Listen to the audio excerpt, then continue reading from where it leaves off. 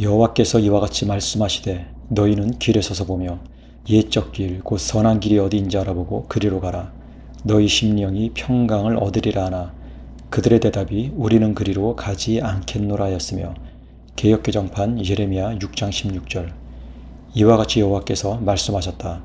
너희는 길들 위에 서라. 그리고 보아라. 그리고 오래된 길들에 대해 물어보아라. 이 선한 길이 어디에 있는지. 그리고 그리로 가서 너희의 영혼에 쉼을 얻어라. 그러나 그들이 말하였다. 우리는 가지 않을 것이다. 히브리어 원문직역 예레미야 6장 16절. 예레미야는 남유다가 멸망하기 전 유다를 향해 끊임없이 하나님의 심판을 경고했던 선지자입니다. 또 남유다가 멸망한 후에는 그 멸망을 슬퍼하며 애가를 지어 불렀던 슬픔의 선지자이기도 합니다. 예레미야서 6장 16절은 남유다가 멸망하기 전 하나님의 심판을 경고하는 내용입니다. 그런데 경고만 있는 게 아니라 권면도 있습니다. 권면은 바로 옛적 길, 곧 선한 길을 알아보고 그리로 돌아가라는 것입니다. 문제가 있으면 원인을 파악해야 하고 원인을 알았으면 처방을 해야 합니다. 선지자들이 진단하는 원인과 처방은 늘 한결같았습니다.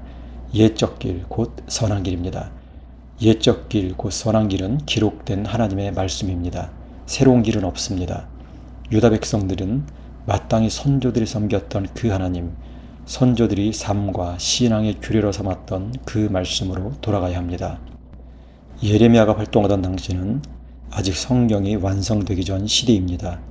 당연히 그 시대의 사람들은 예레미야 이전까지의 기록들, 즉 모세오경을 비롯한 선지자들의 글을 살펴보고 그리로 돌아갔어야 합니다. 다 살펴보기 힘들었다면 최소한 모세오경만큼은 살펴보고 돌이켰어야 합니다.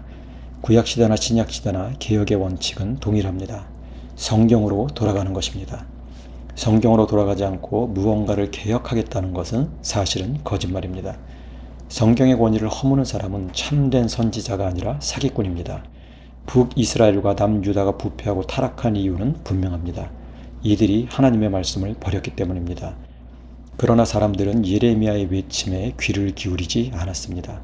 아니, 들을 귀가 없었습니다. 망조가 들면 사람들은 완악해집니다. 절대 고집을 꺾지 않습니다. 자신들이 옳다고 철석같이 믿습니다. 악을 선이라 확신하면서 그 확신 가운데 파멸합니다. 안타깝게도 선지자 예레미야를 통한 하나님의 권면, 오래된 길로 돌아가라는 권면에 유대인들은 이렇게 대답했습니다. 우리는 가지 않을 것이다. 역사는 반복됩니다. 사도 바울 역시 동일한 문제에 대해 경고했습니다. 디모데후서 3장 12절에서 4장 4절입니다. 자, 그리스도 예수 안에서 경건하게 살고자 하는 이들은 모두 박해를 받게 될 것입니다. 반면 사악한 사람들과 사기꾼들은 더 나빠져 속이고 속을 것입니다. 그러나 당신만큼은 당신이 어떤 이들로부터 배웠는지 알고 있으니 당신이 배운 그리고 확신하게 된 것들 안에 거하십시오. 즉 아기 때부터 당신은 거룩한 글들을 그리스도 예수 안에 있는 믿음을 통해 구원에 이르도록 당신을 지혜롭게 할 수 있는 것들을 알고 있기 때문입니다. 성경은 모두 하나님께 영감을 받았고 교훈을 위해, 책망을 위해, 바로잡음을 위해, 의 가운데 행해지는 훈육을 위해 유익합니다. 이는 하나님께 속한 사람이 숙달되도록 모든 선한 행위를 위해 갖추어져 있도록 하는 것입니다. 내가 산 자들과 죽은 자들을 심판하라 하시는 예수 그리스도와 하나님 앞에서 마찬가지로 그분의 나타나심과 그분의 나라를 증언하고 있습니다. 당신은 말씀을 선포하시오. 좋은 때, 좋지 않은 때 당신은 그 자리에 서시오. 온갖 인내와 가르침으로 책망하시오. 꾸짖으시오. 권면하시오. 왜냐하면 그들이 건전한 가르침을 수용하지 않고 오히려 자신들의 탐욕을 따라 그 듣는 곳을 긁으며 자신들을 위해 선생들을 쌓아둘, 즉 진리로부터 그 듣는 곳을 돌아서게 할, 그리고 지어낸 이야기들로 돌아가게 할 때가 이를 것이기 때문입니다.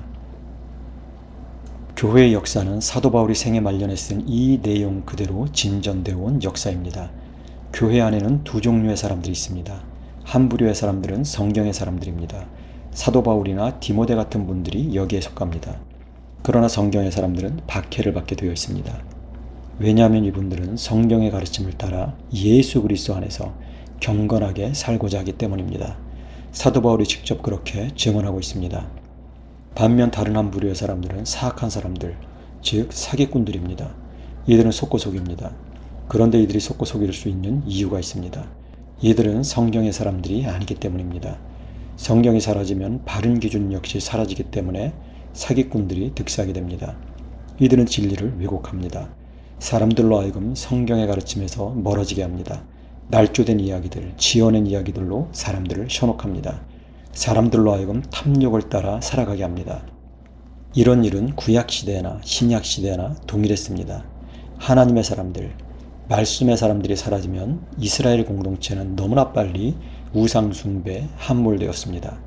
마찬가지로 성경의 권위가 허물어지고 성경이 사람들의 시야에서 사라지면 교회는 사기꾼들에 의해 잠식당하고 병들며 결국 세상보다 더 교묘한 세상 나라가 되고 말았습니다. 교회개혁의 바른 자세는 성경으로 돌아가는 것입니다. 종교개혁을 한마디로 정의하면 라틴어로 아드 폰테스입니다. 근원들로 라는 의미입니다. 사실 이 단어는 르네상스 인문주의 운동의 성격을 규정짓는 단어입니다.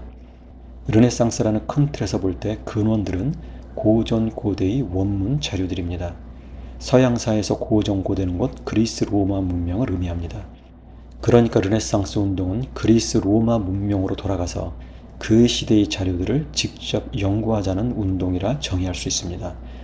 역사학자들은 종교개혁 역시 르네상스 인문주의 운동의 범주에 포함시킵니다. 예를 들어 16세기 인문주의자 에라스무스는 당시 유럽 세계 최초로 헬라 원문 성경을 소개하고 출판했습니다. 종교개혁자들은 에라스무스가 출판한 이 원문 성경을 받아들였고 또 연구했습니다. 그러나 종교개혁을 인문주의 운동의 범주에 포함시키는 이런 견해는 그저 피상적이고 외형적인 진단일 뿐입니다. 내용을 들여다보면 르네상스 운동과 종교개혁은 본질적으로 다릅니다. 르네상스는 인간이 주도한 운동입니다. 그러나 종교개혁은 하나님께서 일으키신 운동입니다. 당시 인문주의자들은 사회개혁과 발전에 대한 의지를 갖고 고전 고대의 원자료에 접근했습니다. 그러나 종교개혁자들은 그렇지 않았습니다. 조금 전에 말씀드린 것처럼 성경이 사라지면 사기꾼들이 득세하게 되고 사람들은 바른 기준이 없기 때문에 그것이 옳은 줄 착각하게 됩니다.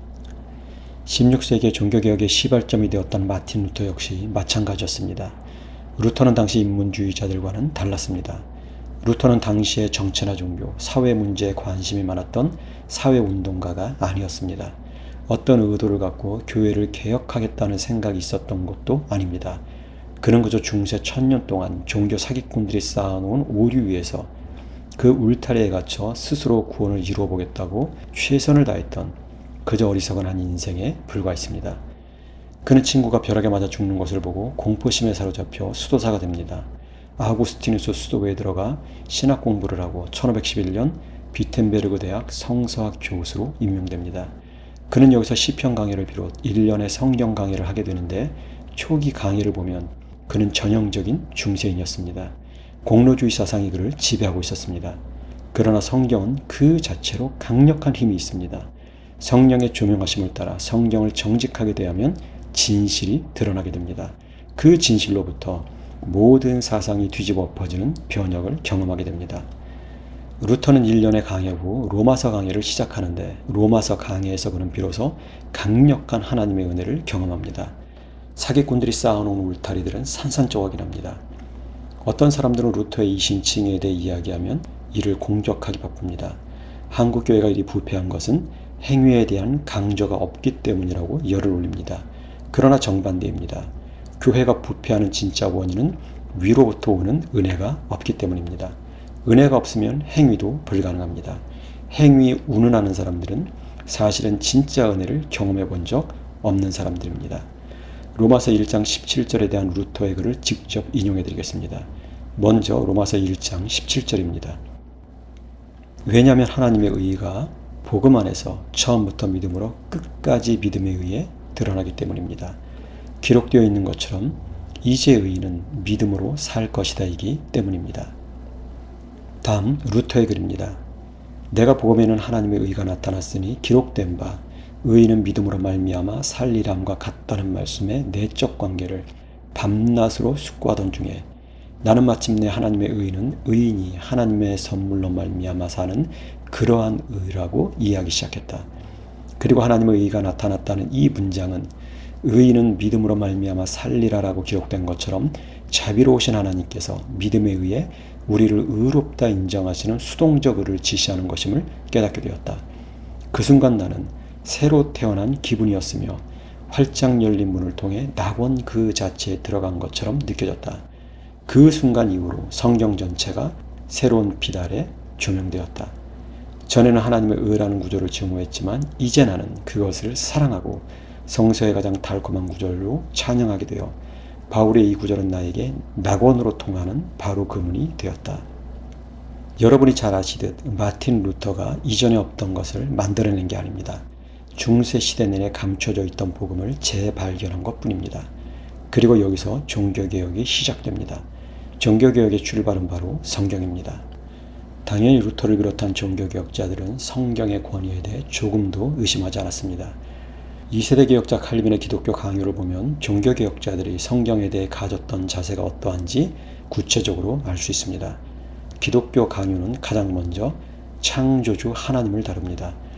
1세대 개혁자 루터가 구원의 문제로 고민했다면 2세대 개혁자 칼빈은 보다 균형 잡힌 시각으로 신학을 서술해 갑니다.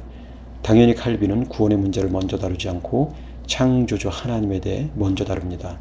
앞부분을 조금 소개하면 이렇습니다. 우리가 갖고 있는 거의 모든 지혜, 곧 참되며 건전한 지혜는 두 부분으로 되어 있다. 그 하나는 하나님에 관한 지식이요, 다른 하나는 우리 자신에 관한 지식이다. 한편 인간은 분명히 하나님의 얼굴을 응시하고 나서 다음으로 자신을 세밀히 검토하지 않는 한 결단코 자신에 대한 참된 지식에 도달하지 못한다. 칼빈은 이어서 하나님의 작품인 이 피조세계와 인간의 본성 안에 내재해 있는 신의식이 하나님께서 계시다는 사실을 부정할 수 없게 만든다고 분명히 언급합니다. 그것만으로도 인간은 하나님을 거부하는 것에 대해 변명할 수 없다고 못을 박습니다. 그러나 인간은 죄 아래 있습니다. 인간이 죄 아래 있다는 것은 그의 전 인격이 하나님과 단절되어 있다는 뜻입니다.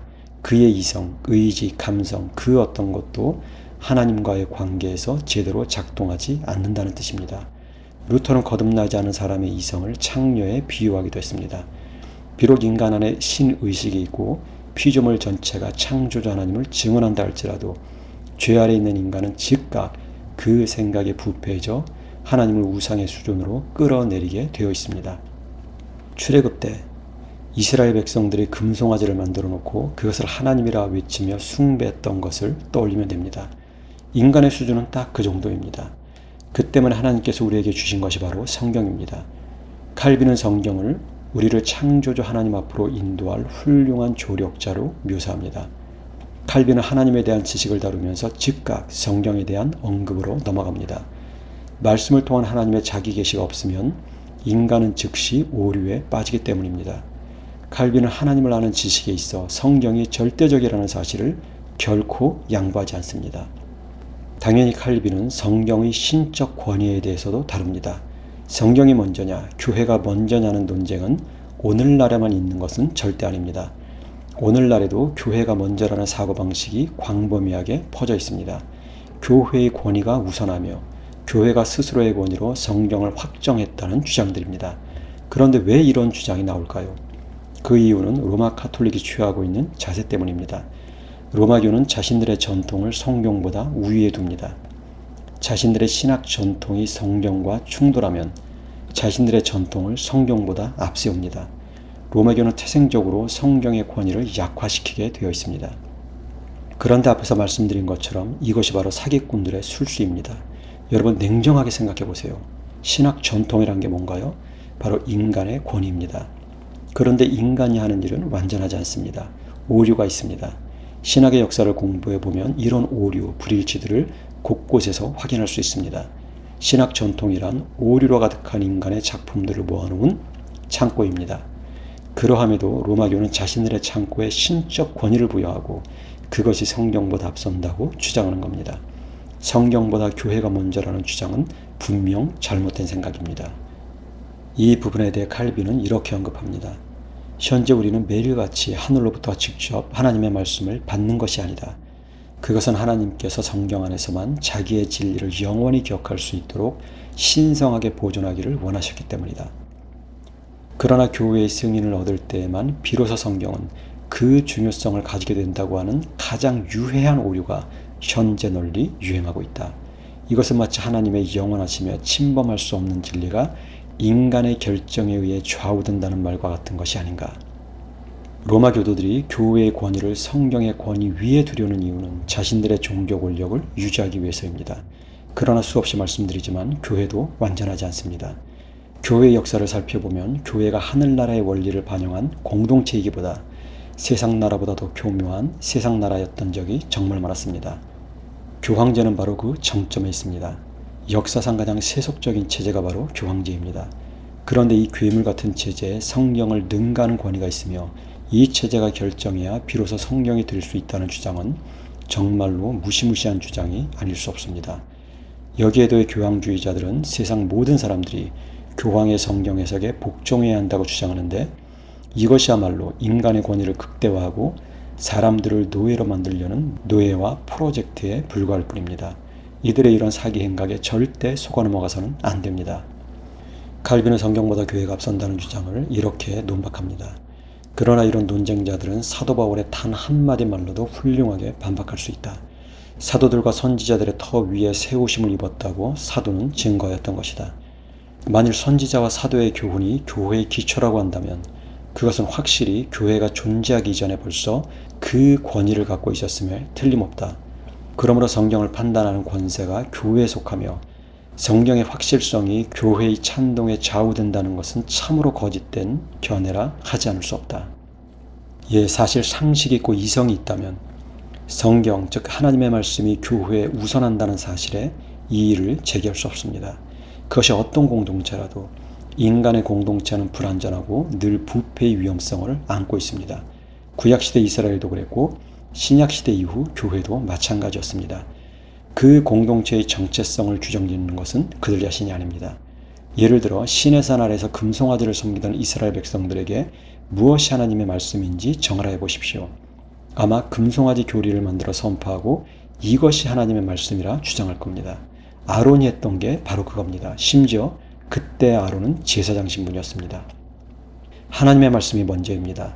그 말씀이 살아있을 때, 성령께서 그 말씀으로 강력하게 역사하실 때 그 공동체가 하나님의 공동체다워집니다. 성경을 주신 분도 하나님이요 성경을 보존하신 분도 하나님입니다. 성경 자체가 신적 권위를 가지고 있기 때문에 그 스스로가 하나님의 말씀임을 입증합니다. 교회는 그런 사실을 추후 인정한 것에 불과합니다. 성경이 먼저입니다. 성경에 최종적인 권위가 있습니다. 교회도 교회의 사역자들도 성경을 능가하는 권위를 가질 수 없습니다. 능가하려는 그 순간 그는 디모데후서의 말씀처럼 없는 이야기를 날조해내고 사람들을 기만하는 사기꾼으로 전락하게 되어 있습니다. 교황주의자들의 누룩을 조심해야 합니다.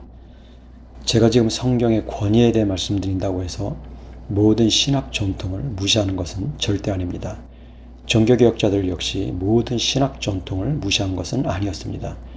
대부분의 종교개혁자들은 4세기경까지의 신학 전통을 중시합니다. 이들의 성경 해석을 바람직하고 건전한 것으로 간주합니다. 이 시대의 가장 대표적인 신학자가 바로 아우구스티누스입니다. 그러나 종교개혁자들은 비록 건전한 신학 전통을 존중하긴 하나 기본 자세를 잃지 않습니다. 아무리 탁월한 신학자라 할지라도 성경의 검증을 받아야 한다는 것이 바로 종교개혁자들의 입장이었습니다. 그런데 이런 정신이 어느 때부터인가 또 다른 왜곡에 직면합니다. 바로 교조주의자들에 의한 왜곡입니다. 이들은 신조가 성경보다 우위에 있다는 자세를 취합니다. 예를 들어 합신교단은 웨스트민스터 신조를 우리의 공적 신앙 고백으로 받아들입니다. 이것은 좋은 것입니다. 그러나 어디에 최종적인 권위가 있는가 하는 것은 분명해야 합니다. 성경에 최종적인 권위가 있습니다. 웨스트민스터 신조는 성경을 이해하기 위한 도구입니다. 물론 바른 도구입니다. 그러나 완전한 도구, 신적 권위를 가지고 있는 도구는 아닙니다. 이 또한 신학 전통입니다. 완전하다, 신적인 기원을 가지고 있다는 수식어구를 붙일 수 있는 대상은 오직 성경뿐입니다. 분명히 말씀드리는데 웨스트민스터 신조를 성경보다 앞세우는 것은 개혁주의가 아닙니다. 바리새주의입니다. 로마 카톨릭 교도들이 저질렀던 오류를 되풀이해서는 안 됩니다. 이렇게 말한다 해서 제가 웨스트민스터 신조를 부정하는 것은 절대 아닙니다. 한편으로는 이 신조를 우리의 신앙 고백으로 받아들이면서 다른 한편으로는 시대의 한계가 있었다는 사실을 정직하게 인정합니다. 사도시대 이후의 역사는 성경 해석의 역사입니다. 성경 해석에는 누구나 오류가 있을 수 있습니다. 그 사실을 인정하지 않겠다는 것은 절대 성숙한 자세가 아닙니다. 오늘날에도 자신의 성경 해석에는 절대 오류가 없다고 생각하는 사람들이 있는데 정말 위험한 사고방식입니다. 나도 오류를 저지를 수 있다는 열린 자세를 가져야 남의 이야기에 귀를 기울이게 되고 그나마 오류를 줄일 수 있습니다. 지금 우리는 성경의 권위에 대해 살펴보고 있는데 성경의 권위는 웨스트민스터 신조에도 잘 반영되어 있습니다. 신조의 첫 번째 항목이 바로 성경에 관한 것입니다. 이 부분을 인용하지는 않겠습니다. 대신 대의우리 문답 1에서 5번 항목을 읽어드리겠습니다. 제가 지금까지 설명한 것들을 잘 생각해 보세요. 어떤 연관성을 발견할 수 있을 것입니다. 제1문, 사람의 주된 그리고 가장 고귀한 목적은 무엇입니까? 답, 사람의 주된 그리고 가장 고귀한 목적은 하나님을 영화롭게 하는 것 그리고 온전히 그분을 영원토록 즐거워하는 것입니다. 제2문, 한 분 하나님이 계시다는 것이 어떻게 드러납니까? 답, 사람 안에 있는 바로 그 본성의 빛이 그리고 하나님의 작품들이 한 분 하나님께서 계시다는 것을 분명하게 선언합니다. 그러나 그분의 말씀과 성령만이 사람들에게 그들의 구원을 위해 오직 충분하게 그리고 유효하게 그분을 계시합니다. 제3문, 무엇이 하나님의 말씀입니까? 답, 구약 성경과 신약 성경이 하나님의 말씀이요 신앙과 순종의 유일한 원칙입니다. 제4문, 성경이 하나님의 말씀이라는 사실은 어떻게 드러납니까? 답, 성경은 그 자체의 위엄과 순전함을 통해 모든 부분들의 일치와 하나님께 모든 영광을 드리려는 전체적인 전망을 통해 죄인들을 납득시키고 회심시키는 신자들을 격려하고 세워주어 구원에 이르게 하는 그 자체의 빛과 능력을 통해 스스로가 하나님의 말씀이라는 사실을 명백하게 보여줍니다. 그러나 사람의 마음속에서 성경과 함께 그리고 성경을 통해 증언하시는 하나님의 영만이 그것을 즉 그것들이 정확히 하나님의 말씀임을 온전히 확신시키실 수 있습니다.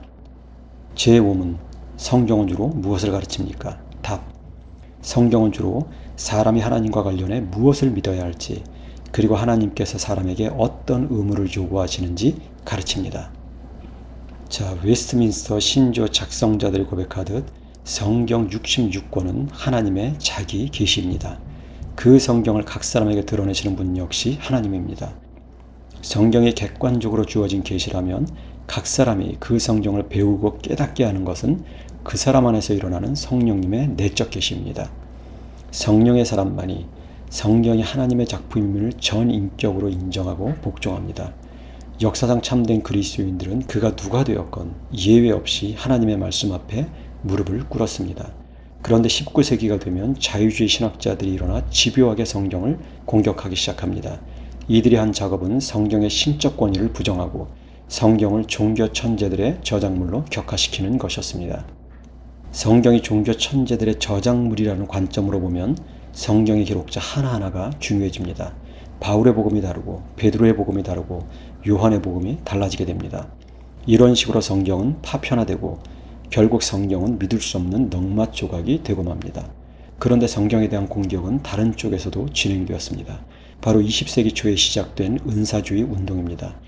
이들은 성령 체험이나 하나님으로부터의 직통 계시를 주장하면서 성경의 권위를 부정하고 약화시켰습니다. 또 건전한 성경 해석을 부정하고 자신들의 자의적 해석을 절대시함으로써 오히려 성경 전체의 일관성과 통일성을 훼손했습니다. 원래 신학적 합리주의와 신비주의는 동전의 양면입니다. 사탄의 도구입니다. 이 두 영역의 사람들은 성경의 권위를 부정한다는 공통점을 가지고 있습니다. 이들은 절대 성령의 사람들이 아닙니다. 오히려 하나님을 대적하는 사람들입니다. 성경이 부정되면 성경에 계시된 하나님도 부정됩니다. 당연히 이들은 자신들이 상상해낸 신을 하나님으로 섬기게 됩니다. 합리주의자들은 자신들의 이성으로, 신비주의자들은 자신들의 경험으로 만들어낸 신을 섬기게 됩니다. 그런데 그게 바로 만들어진 신, 가짜 하나님, 우상입니다. 이들은 자신들을 성경의 권위 위에 둡니다. 마치 자신들이 성경의 감별사나 된 양, 마음대로 성경을 찢어발기고 그 중에서 자기 입맛에 맞는 것만 취사 선택합니다. 심지어 그 의미를 왜곡하기까지 합니다. 그런데 그들의 이런 행동거지는 정확히 사이비 교주, 기독교 무당의 행태입니다. 이들이 성경을 들먹인다 해서 하나님과 예수 그리스도의 이름을 거론한다 해서 여러분이 이들에게 속아서는 안 됩니다. 구약 성경을 보면 아합 이전 시대의 이스라엘 사람들은 여호와 하나님의 이름을 부르면서 바알과 아세라를 섬겼습니다. 성경은 분명 미혹에 대해 경고합니다. 미혹은 헬라어로 플라네인데 원래의 의미는 길을 잃고 헤매게 하다입니다. 이를 짧게 줄이면 속임, 기만이 됩니다. 자유주의 신약 분야에는 자기들만의 기념비적인 인물들, 탁월한 종교인들의 계보가 있습니다. 그런데 그들이 한 작업은 모두 성경의 권위를 부정하고 훼손하는 것이었습니다. 자, 정직해야 합니다. 여기 두 계통의 사람들이 있습니다. 하나는 성경을 훼손하고 자기가 만들어낸 신을 섬기라고 말하는 부류입니다. 다른 한 부류는 성경의 권위를 인정하고 성경에 계시된 하나님을 섬기자고 말하는 부류입니다.